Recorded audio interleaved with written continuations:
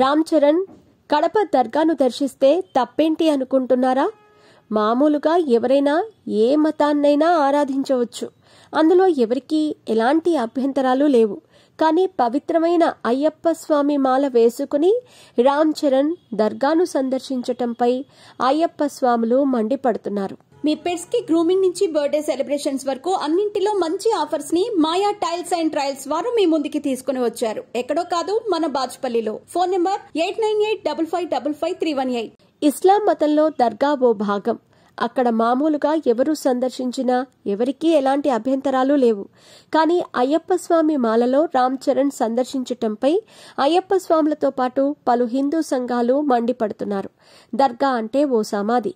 దాన్ని సందర్శిస్తే మాలను తీసేయాలి. మరోవైపు శబరిమల అయ్యప్ప సన్నిధిలో కూడా వావరు స్వామి అనే ముస్లిం భక్తుడి సమాధి కూడా ఉంది. అయ్యప్ప భక్తులు విధిగా సందర్శిస్తూ ఉంటారు. అక్కడ లేని తప్పు ఇక్కడెందుకు వచ్చిందనేదే ప్రశ్న వస్తోంది. అయితే మరికొందరు స్వాములు మాత్రం బావర్ స్వామి అనేది ఓ కట్టుకథ, హిందూ భక్తులను తప్పుదారి పట్టించటానికే బావర్ స్వామి అనే ఓ ముస్లిం భక్తుడిని సృష్టించి ఓ సమాధిని క్రియేట్ చేసినట్టు చెబుతూ ఉంటారు. గత కొంతకాలంగా అయ్యప్ప భక్తులు బావర్ స్వామిని దర్శించటం లేదు. అది సనాతన ధర్మంలో భాగం కాదనే ఉద్దేశంతో కొంతకాలంగా బావర్ స్వామిని దర్శించుకోవటం లేదు. మామూలుగా ఉండి చర్చి, మసీదు, దర్గా ఎక్కడికి వెళ్లినా ఎలాంటి అభ్యంతరాలు ఉండవు. కానీ అయ్యప్ప స్వామి మాల వేసుకున్న తర్వాత మండలం దీక్షతో పాటు పలు నియమాలున్నాయి. అలా మాల వేసుకుని ఎక్కడ పడితే అక్కడ తిరగకూడదనే నియమాలున్నాయి.